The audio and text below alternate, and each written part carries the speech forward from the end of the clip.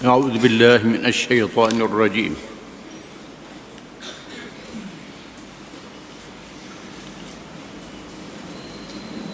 بسم الله الرحمن الرحيم.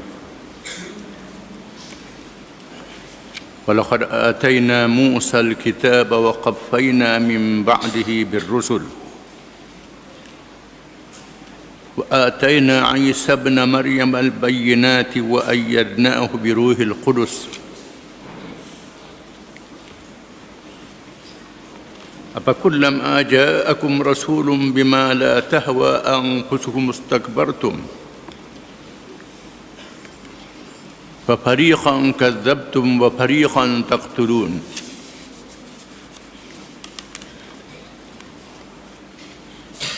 وقالوا قلوبنا غلف بل لعنهم الله بكفرهم فقليلا ما يؤمنون.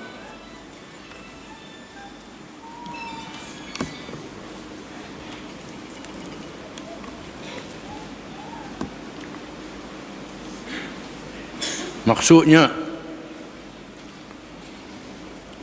dan sesungguhnya kami telah memberikan kepada Nabi Musa alaihi salam kitab Taurat, dan kami iringi kemudian daripadanya dengan beberapa orang rasul, dan kami berikan kepada Nabi Isa ibnu Maryam beberapa mukjizat, serta kami teguhkan kebenarannya dengan Ruhul Qudus. Maka patutkah tiap-tiap kali datang kepada kamu seorang rasul membawa suatu kebenaran yang tidak disukai oleh hawa nafsu kamu dengan sombong takabur menolaknya, sehingga sebahagian dari rasul-rasul itu kamu dustakan, dan sebahagian yang lain pula kamu membunuhnya. Dan mereka, yakni kaum Yahudi, berkata pula, hati kami tertutup, tidak dapat menerima Islam.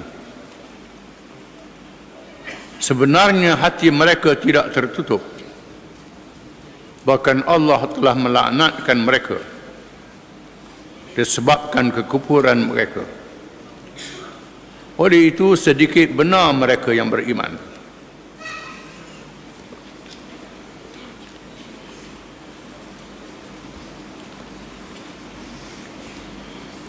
Ayat-ayat ini menyatakan kekufuran, kejahatan dan keingkaran kaum Bani Israel. Mereka tidak bersyukur nikmat yang diberi oleh Allah menyelamatkan mereka secara mukjizat. Dikurniakan Rasul dan kitab, diikuti nabi-nabi yang ramai. Walaqad atayna Musa al-kitab, dan sesungguhnya kami kurniakan kepada Musa akan kitab, yakni kitab Taurat, kitab yang diturunkan dengan sempurna sekaligus, tidak seperti Al-Quranul Karim diturunkan berperingkat-peringkat selama 23 tahun.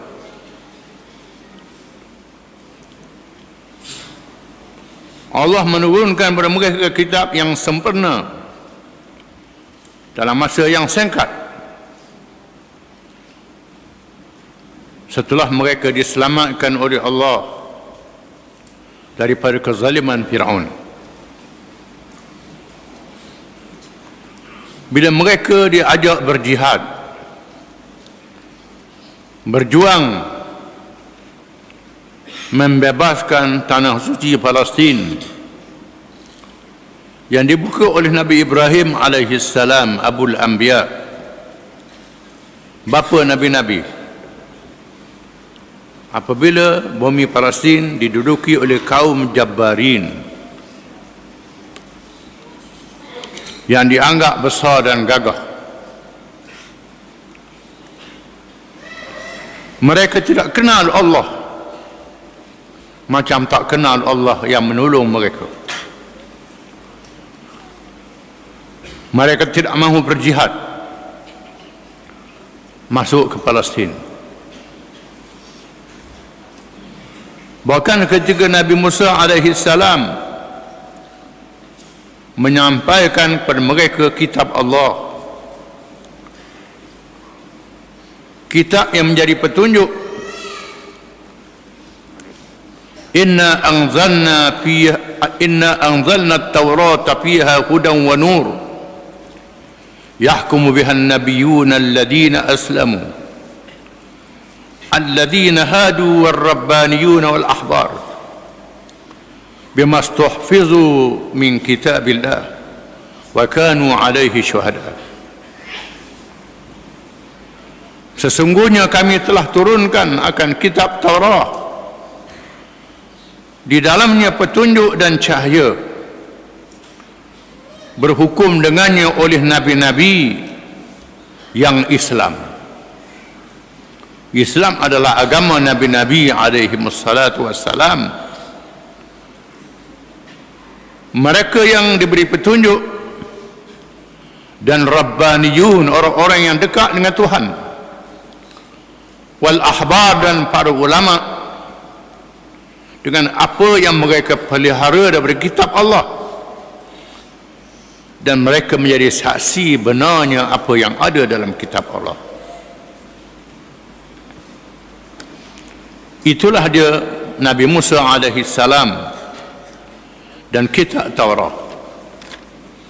Wa qaffayna min ba'dihi bir-rusul, dan kami ikuti selepas Nabi Musa rasul-rasul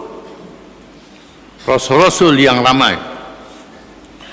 Setelah diwafatkan Musa dan Harun alaihi wassalam, Allah melantik Yusha' bin Nun memimpin Bani Israel masuk ke Palestin.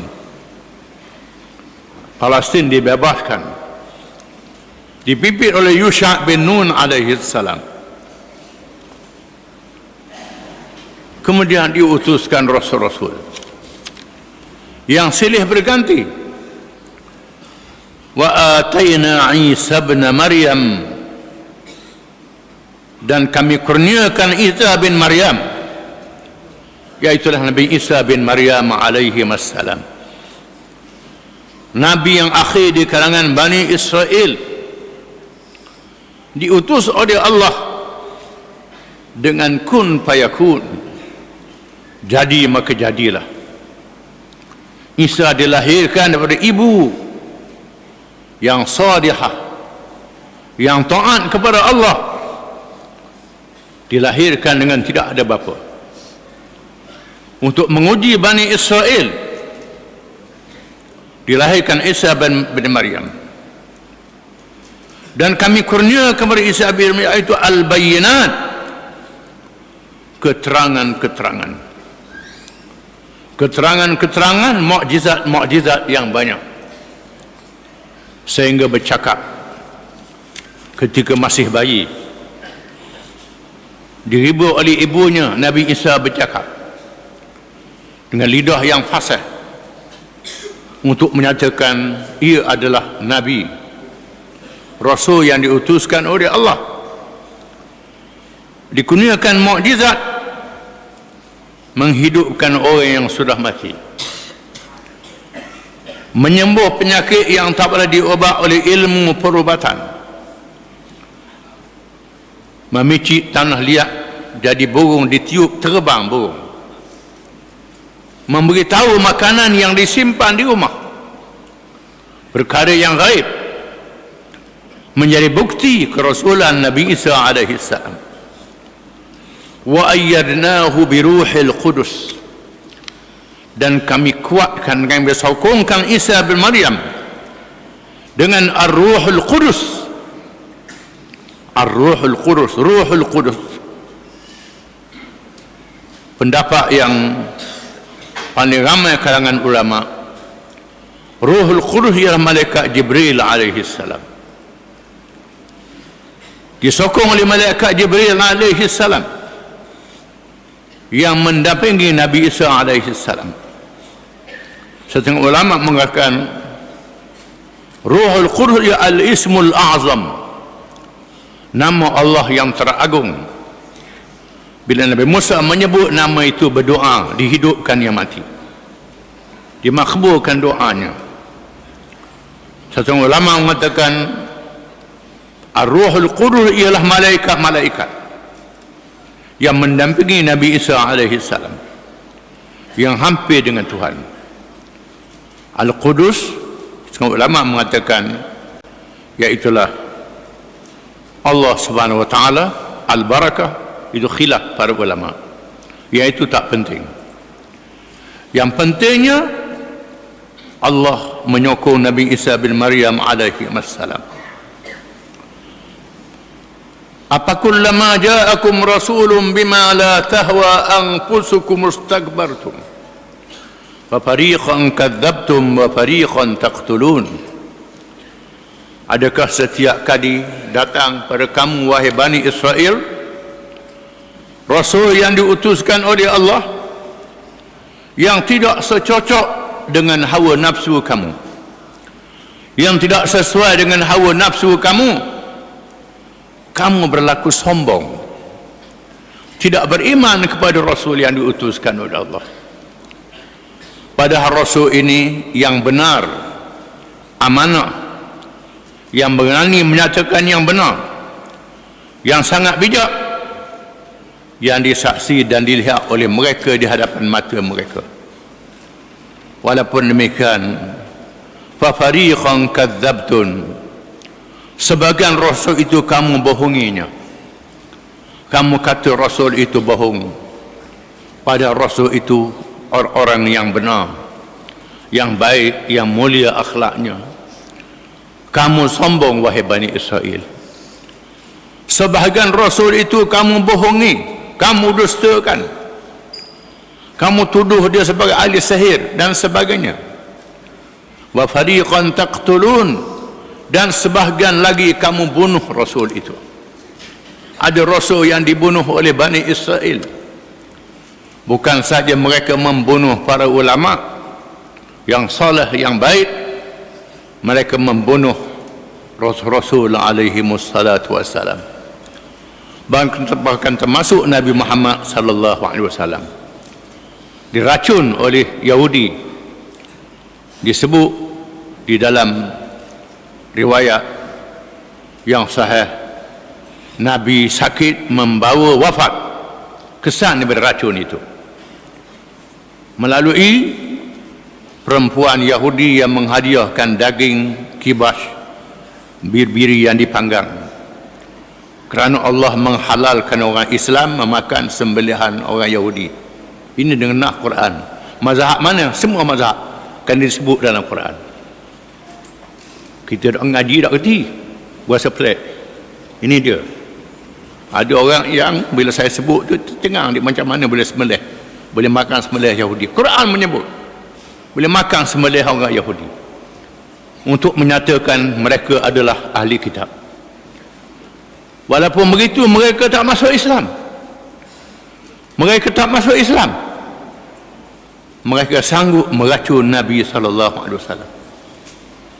Ketika pergi Khaybar, seorang perempuan Yahudi menghidang daging yang dipanggang, seolah-olah meraihkan Nabi, pada meracunkan Nabi. Lalu Nabi gigit, kemudian Nabi lepas balik. Lalu Nabi berkata racun dalam daging ini. Dipanggil perempuan Yahudi itu, mengapa mau buat racun? Dia kata, kalau kamu bukan seorang Rasul, seorang raja, kami bebas. Kalau kamu seorang Nabi, diberitahu oleh Allah, dan Allah memberitahu ada racun. Tetapi racun itu termasuk juga dalam jasad Nabi SAW, menyebabkan wafat. Sakit membawa wafat. Ini mereka sanggup membunuh nabi-nabi yang diutuskan oleh Allah. Ulama kecil pada Nabi, Nabi-nabi dibunuhnya. Nabi Zakaria dibelah dengan gergaji. Nabi Yahya disembelih. Disembelihnya Nabi, dipancung kepala. Ada lagi nabi-nabi yang lain yang dibunuh oleh Bani Israel. Ini kejahatan mereka. Wa qalu qulubuna ghulfun bal anallahu bikufrihim faqalilan ma yu'minun. Dan mereka berkata hati kami dibalut, ditutup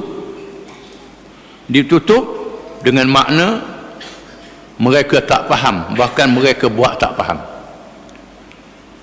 Semua ulama mengatakan mereka menunjukkan kesombongan mereka kerana hati mereka penuh dengan ilmu-ilmu yang banyak, tak perlu lagi pada Quran, tak mustahak lagi pada petunjuk yang dibawa oleh nabi-nabi. Kami dah cerdik, kami dah bijak. Ini anggapan mereka. Oleh kerana itulah mereka dianggap al-maghdubi alaihim, yang diberkahi oleh Allah, ghairil maghdubi alaihim, iaitulah orang-orang Yahudi. Mereka yang ada ilmu, yang ada kitab, yang ada pengetahuan, tetapi tidak menerima hidayah, tak layak mendapat hidayah. Bahkan dikatakan bahawa orang-orang musyrikin yang menyembah berhala yang tidak ada kitab lebih ramai masuk Islam daripada golongan ahli kitab. Bahkan dalam kerja dakwah Nabi SAW dan dakwah orang Islam yang kemudian daripadanya, di mana penyembah-penyembah berhala lebih banyak masuk Islam daripada puak-puak ahli kitab. Kerana puak-puak ahli kitab ni menganggap mereka cerdik sangat, mereka bijak sangat. Walaupun ayat ini berkait dengan orang Yahudi, ulama mengatakan al-ibratu bi umumil lafzi la bi khususis sabab. Pengajaran diambil daripada lafaz yang umum, bukan sebab yang khusus. Iktibarnya ialah mereka yang ada ilmu, yang ada pengetahuan, yang alim, yang tahu kitab, tak dapat hidayah. Sebabnya kerana sombong, kerana takabur, kerana berasa cerdik sangat, bijak sangat, cerdik pada orang lain. Jaga-jaga bila sombong, rasa cerdik pada orang lain, tak dapat hidayah. Macam iblis. Iblis tengok syurga, tengok neraka, boleh bercakap dengan Allah Ta'ala di alam langit, duduk di alam langit, melihat rahsia langit, tetapi aba wastakbara, enggan dan sombong. Allah Ta'ala suruh sujud pada Adam, tak sujud kerana sombong. Maka iblis tak dapat hidayah. Begitulah golongan ahli kitab, Yahudi dan Kristian, yang rasa cerdik, rasa bijak, sombong. Begitulah juga orang alim Islam, begitu juga orang pandai kalangan orang Islam, begitu juga. Kalau sombong, tak dapat hidayah daripada Allah. Di sini kita melihat bagaimana orang yang bersungguh mencari kebenaran, walaupun dia jahil, walaupun dia buta huruf, dia dapat hidayah. Walladzina jahadu fina lanahdiyannahum subulana wa innallaha lama'al muhsinin. Dan orang-orang yang bersungguh-sungguh pada jalan-jalan kami nak cari kebenaran, kami tunjukkan kepadanya jalan kami yang betul, yang benar. Allah bersama dengan orang yang baik. Di sini kita melihat mereka yang mengkaji dan mengaji dengan ikhlas kerana Allah Ta'ala, berdoa pada Allah Ta'ala, ihdinas siratal mustaqim, diberi hidayah. Mereka yang mengaji dengan sombong dan takabur, berasa cerdik, berasa bijak, walaupun ihdinas siratal mustaqim juga, tak dapat hidayah. Inilah bahayanya bila seorang tu sombong, macam golongan ahli kitab. Bal la'anahumullah bikufrihim faqalilan ma yu'minun. Bahkan laknat Allah dengan sebab kufur mereka, maka sedikit sahaja kalangan mereka yang beriman. Tak ramai kalangan mereka beriman. Di zaman Nabi SAW hanya Abdullah bin Salam, Mukhairid, Ka'ab bin Ahbar di zaman para sahabat, dan lain-lain, Ka'bul Ahbar dan lain-lain lagi, Wahab bin Munabbih. Ini adalah golongan ahli kitab yang beriman, yang menjadi ulama, kalangan sahabat dan tabi'in. Tidak ramai. Yang ramainya bukan ahli kitab, kerana kebanyakan mereka sombong dan takabur. Itulah golongan ahli kitab. Tetapi agama Islam yang dibawa oleh Nabi Muhammad sallallahu alaihi wasallam dipelihara oleh Allah sehingga hari kiamat. Allah Ta'ala peliharakan Al-Quranul Karim, Allah Ta'ala peliharakan Islam ini. Inna nahnu nazzalna dzikra wa inna lahu lahafizun. Sesungguhnya kamilah yang menurunkan Al-Quran, peringatan, dan kamilah yang memeliharanya, dipelihara oleh Allah Ta'ala. Dan Allah Ta'ala memelihara ilmu Islam. Ilmu Islam, walaupun tidak ada Nabi selepas Muhammad sallallahu alaihi wasallam, Nabi bersabda, innamal ulama'u warasatul anbiya ma warasu dinaran wala dirhaman wa innama warasu ilman. Sesungguhnya para ulama adalah waris yang menerima pusaka nabi-nabi.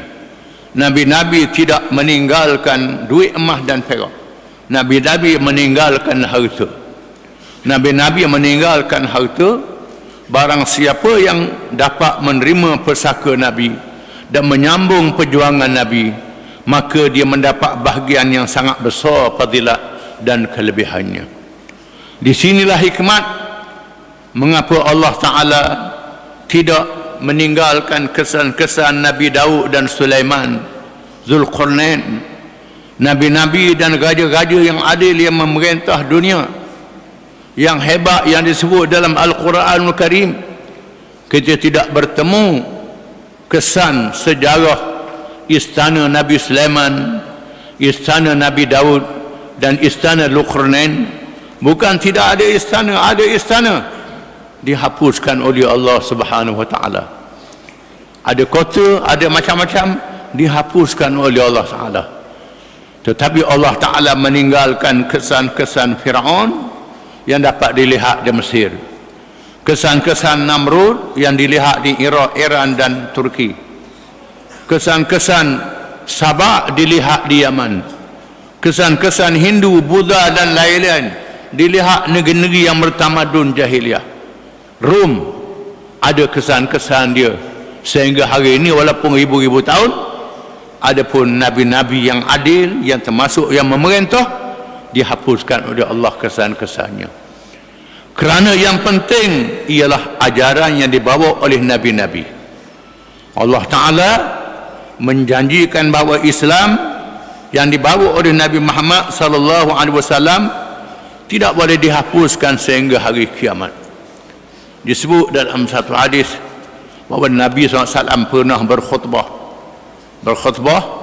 Nabi sebut dalam khutbahnya, takun nubuwatu fikum ma syaa Allah an takun, thumma yarfa'uha idza syaa an yarfa'ha, thumma takunu khilafatun ala minhajin nubuwah fatakunu ma syaa Allah an takun, thumma yarfa'ha idza syaa an yarfa'ha, thumma takunu mulkan 'addan fayakunu ma syaa Allah an yakun, thumma yarfa'ha idza syaa an yarfa'ha, ثم تكون ملكا جبريا فيكون ما شاء الله أن يكون، ثم يرفعها إذا شاء يرفعها، ثم تكون خلافة على منهاج النبوة.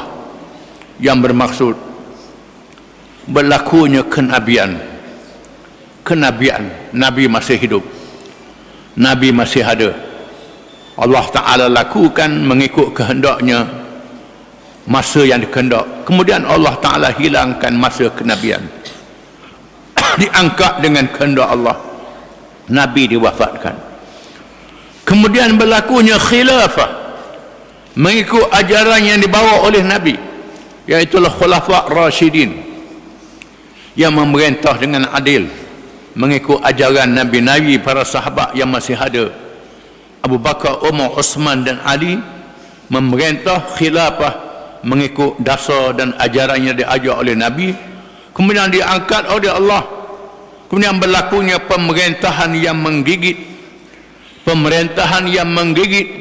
dia perintah secara menggigit, iaitulah khilafah Amawiyah, kecuali Umar bin Abdul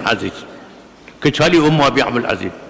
Khilafah Amawiyah memerintah dengan menggigit berlakunya beberapa kezaliman. Kemudian Allah Ta'ala mengangkat mengikut kehendaknya. Kemudian berlakunya pemerintahan Jabariyah yang memaksa supaya orang jadi sesat, jadi menyeleweng, berlaku mengikut apa yang dikehendaki oleh Allah, dan diangkat pemerintahan itu. Kemudian berlakunya khilafah mengikut ajaran Nabi di akhir zaman. Nabi menjanjikan akan berlaku pemerintahan khilafah di akhir zaman. Disebut di dalam hadis-hadis yang mutawatir tentang munculnya Imam Mahdi, iaitulah pemimpin kalangan zuriat Nabi yang memerintah dengan adil, disertai oleh Nabi Isa alaihi salam yang turun di akhir zaman. Nabi Isa yang hendak dibunuh oleh orang Yahudi diselamatkan oleh Allah, diangkat ke langit. Nabi Isa diangkat ke langit. Akan berlaku di akhir zaman. Nabi sebut, kaifa antum idza nazala fikum ibnu Maryam wa imamukum minkum. Hadis riwayat Imam Bukhari. Bagaimana keadaan kami di masa Allah menurunkan Isa bin Maryam? Nabi Isa ada bersama dengan kamu, dan pemimpin kamu di kalangan kamu. Pemimpin kamu ialah pemimpin umat Muhammad di kalangan umat Muhammad sallallahu alaihi wasallam. Disebut dalam hadis-hadis yang lain, dalam Sunan Arba'ah, diriwayatkan oleh lebih daripada 20 orang sahabat Nabi, hadis yang mutawatir, akan muncul pemimpin di akhir zaman yang memimpin diikuti oleh Nabi Isa alaihi salam.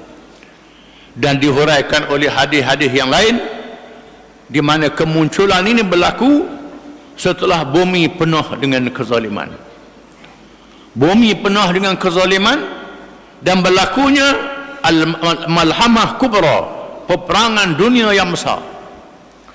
Berlaku perang dunia yang besar, kezaliman memecah bumi, maka orang Yahudi percaya akan datang Al-Masih. Kepercayaan orang Yahudi akan datang Al-Masih, Al-Masihud Dajjal. Muncul pemimpin Yahudi yang menakluk dunia, dan muncul Imam Mahdi, dan turun Nabi Isa alaihi salam. Ini akan berlaku di akhir zaman. Perkara ini Nabi sebut tak berlaku lagi. Bila berlaku tahun berapa dalam ilmu Allah. Itu dalam ilmu Allah. Akan berlaku. Dalam ilmu Allah Ta'ala akan berlaku satu perubahan yang sangat besar. Berlaku perang dunia, Yahudi menakluk dunia dipimpin oleh Al-Masihud Dajjal. Allah Ta'ala selamatkan manusia dengan Imam Mahdi, dan selamat dengan turun Nabi Isa alaihi salam. Nabi Isa yang disebut dalam ayat yang kita baca tadi akan turun di akhir zaman bersama Imam Mahdi.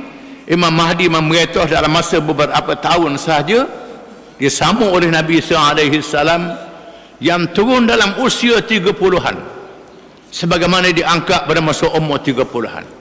Dia turun umur dia 30-an juga. Imam Mahdi dimatikan oleh Allah. Dan di Imam Mahdi terdapat khilaf di kalangan Syiah dan Sunni. Orang Syiah mengatakan Imam Mahdi sudah ada bersembunyi dalam tanah, akan muncul di akhir zaman. Ada kalangan Syiah Nakhawilah mengatakan Muhammad bin Hanafiyah bersembunyi di Gunung Radwa, di antara Mekah dan Madinah. Ada pula buat Sufi dia ada gunung di Himalaya. Ada pula tempat kita ni gunung Jawa kat mana pula dah. Macam-macam tempat kita ni. Itu orang Syiah mengatakan ada di Iraq.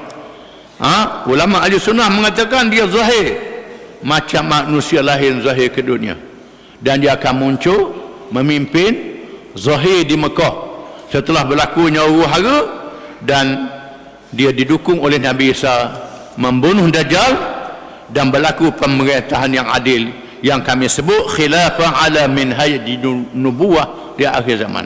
Akan berlaku di akhir zaman. Bila berlaku itu urusan Allah, bukan urusan kita. Urusan kita beramal, bekerja mengikut masa kita. Ada orang tu duduk cong rumah nanti Imam Mahdi mari, itu tak betul. Itu tak betul. Kita kena bekerja, beramal mengikut perjuangan yang Allah Ta'ala manahkan pada kita. Adapun kemenangan itu adalah kurnia Allah. Wallahu a'lam.